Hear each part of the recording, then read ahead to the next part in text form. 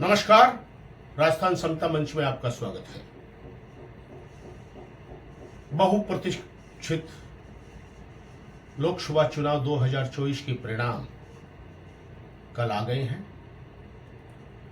और राहुल कस्वा अपने चाचा को पछाड़कर एक बार फिर से संसद में ही चले गए हैं और संसद में ही नहीं गए हैं, सांसद बनने की हैट्रिक भी उन्होंने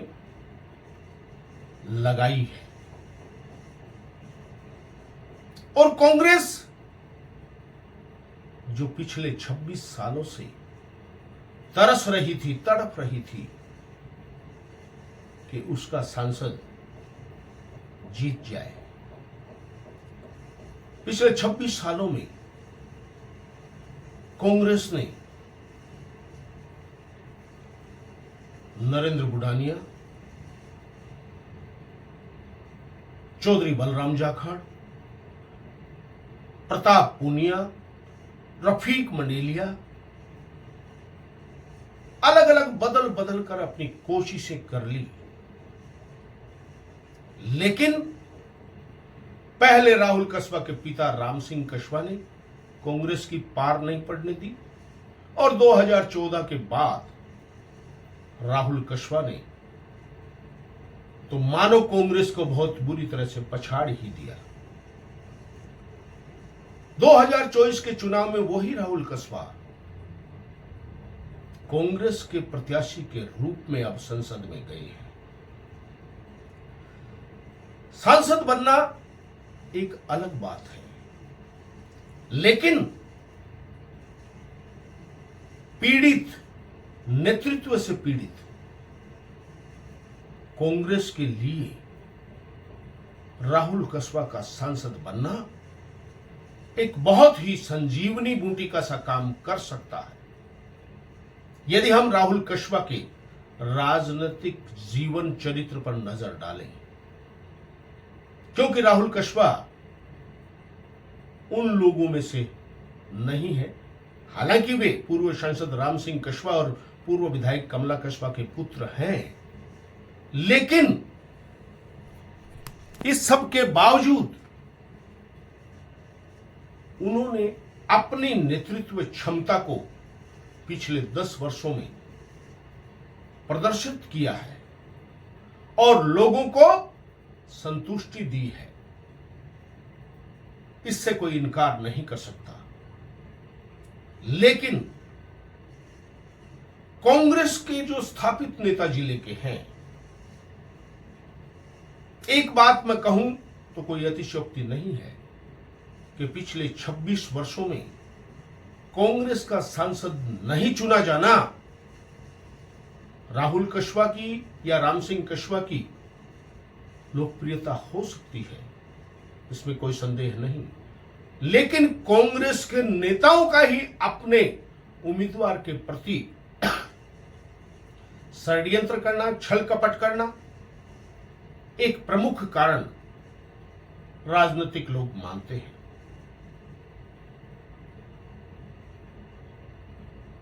एक जमाने में नरेंद्र गुडानिया को पटकनी देने में स्वर्गीय चंद्रमल बैदखेमा लगा रहता था, तो 2004 में जब चौधरी बलराम जाखड़ चुनाव लड़ने आए तो उनको पटकनी देने में स्वयं नरेंद्र गुडानिया, स्वर्गीय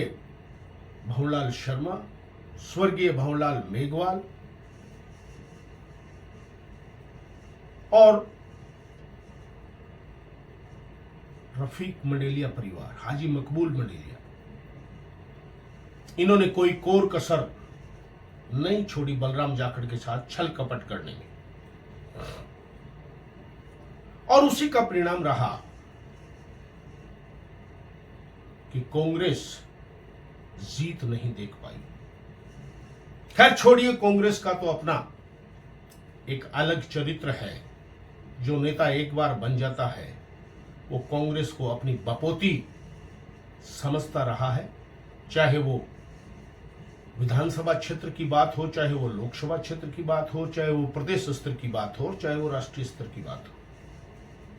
ये कांग्रेस के नेताओं का चरित्र सा बन गया है। मैं नहीं तो कोई नहीं, इस तर्ज पर चलना उनकी आदत में शुमार है। लेकिन इस तर्ज पर तारानगर विधायक नरेंद्र बुडानिया, नौर विधायक अमित चाचान, सरदारसर विधायक अनिल शर्मा, चूरू के कांग्रेस नेता रफीक मंडेलिया, सुजानगढ़ के विधायक मनोज मेघवाल और कुछ पूषाराम गोदारा भी, इन सब ने कृष्णा पूनिया सांसद की टिकट लेके न आए, इसका वो अवसर खोज रहे थे और भारतीय जनता पार्टी में राहुल कस्वा के साथ खेला हो गया। भाजपा ने उनका टिकट काट दिया तो इनको अवसर मिल गया कृष्णा पूनिया को रोकने का, और ये सब एक साथ होकर राहुल कस्वा के लिए पलक पावड़े बिछाने में जुट गए। ये कांग्रेस के नेताओं की पुरानी आदत भी रही है। बलराम जाखड़ के साथ भी ऐसा ही हुआ था। लेकिन वे जुट गए, राहुल कस्वा कांग्रेस में आ गए, कांग्रेस का टिकट ले आए और अब कांग्रेस के सांसद चुने गए। तो क्या आने वाले समय में जो राहुल कस्वा का राजनीति करने का स्टाइल और लगन और समझ भी कह सकते हैं को हम देखते हैं, तो जो चूरू जिला स्तर पर या यूं कहें लोकसभा क्षेत्र पर जो कांग्रेस में एक नेतृत्व का अभाव था, क्या राहुल कस्वा के सांसद चुने जाने के बाद वो पूरा हो गया? राहुल कस्वा क्या कांग्रेस के अंदर विद्यमान चुनौतियों से सफलतापूर्वक निपट पाएंगे? ये सवाल राहुल कस्वा के सामने रहेंगे। लेकिन राहुल कस्वा की राजनीति में पकड़ और विशेषकर मतदाताओं में पकड़ को देखते हुए ऐसा लगता है कि अब कांग्रेस जिला स्तर पर या लोकसभा के क्षेत्र पर नेतृत्व विहीन नहीं रहेगी, और लाख कोशिशों के बावजूद भी ये जो छल कपट करने वाले कांग्रेस के नेता हैं,